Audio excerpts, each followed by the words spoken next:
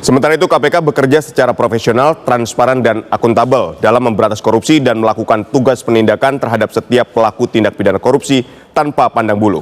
Hal ini termasuk tindakan tangkap tangan terhadap kasus korupsi yang terjadi di Basarnas. Hal ini disampaikan oleh Ketua KPK, Firly Bahuri.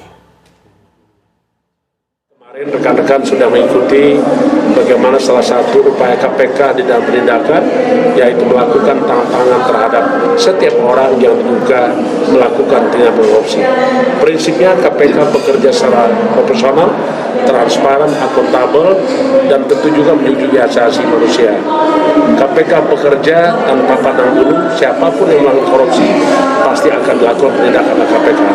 Termasuk kemarin yang rekan-rekan pahami, prinsipnya adalah KPK bekerja karena sesuai dengan Undang-Undang KPK, bahwa KPK adalah lembaga negara dalam rumpun eksekutif, tetapi dalam pelaksanaan tugas dan wewenangnya tidak terpengaruh dengan kekuasaan manapun. Saya kira itu. Pemirsa, untuk mengetahui informasi terkini dari gedung KPK berkaitan dengan operasi tangkap tangan pejabat Basarnas RI, kita sudah terhubung dengan reporter Fatimah Albar di gedung KPK. Selamat malam Fatimah, bagaimana dengan perkembangan terkini kasusnya? Ya, Aditya, pemirsa dan juga pemirsa, setelah ditetapkannya tersangka dari KPK yaitu Marskal Madya TNI Henry Alfiandi selaku Kepala Basarnas, kemudian juga Letkol Arief Budi Cahyanto, tadi sore para pimpinan atau kumpulan Puspom TNI mendatangi KPK untuk meminta klarifikasi dan membahas mengenai penetapan tersangka 2 perwira TNI aktif tersebut. Dan tadi setelah dilakukan pertemuan dengan KPK, Puspom TNI mengatakan bahwa mereka keberatan dengan penetapan tersangka yang ditetapkan oleh KPK terhadap 2 perwira TNI aktif tersebut.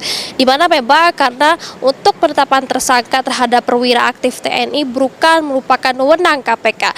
Hal ini merupakan sepenuhnya kewenangan dari polisi atau pusat militer polisi militer TNI, Puspom TNI. Jadi memang ini indikasi memang tidak sesuai dengan aturan atau undang-undangan yang berlaku. Saya itu juga disampaikan oleh Komandan Pusat Polisi Militer TNI Marskal Muda TNI Agung Handoko mengatakan bahwa status tersangka kedua perwira TNI ini tidak bisa diterima. Nah, ini menarik ya pemirsa, yang menjadi pembahasan bagaimana status tersangka kedua militer atau TNI militer aktif tersebut, karena menjadi pertanyaan jika memang dari Puspom TNI sendiri tidak keberatan atau tidak mengakui status tersangka tersebut.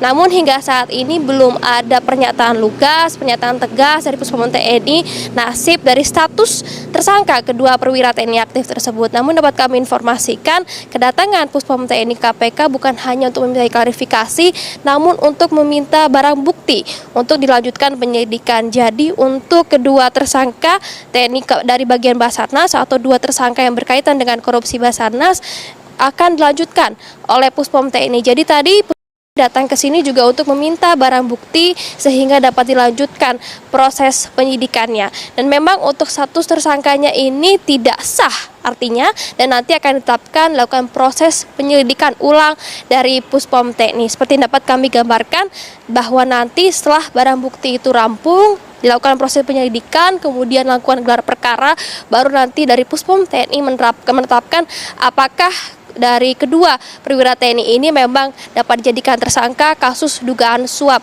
di lingkungan Basarnas Republik Indonesia. Sebagaimana dapat kita ketahui bahwa memang dugaan sementara dari KPK untuk korupsi yang dilakukan di lingkungan Basarnas ini sekitar 88 miliar rupiah. Sementara kita akan menunggu dari hasil dari Puspom TNI. Kembali ke studio. Baik, terima kasih Fatimah Albar mengabarkan langsung dari gedung KPK Jakarta terkait dengan kasus dugaan suap ke Basarnas.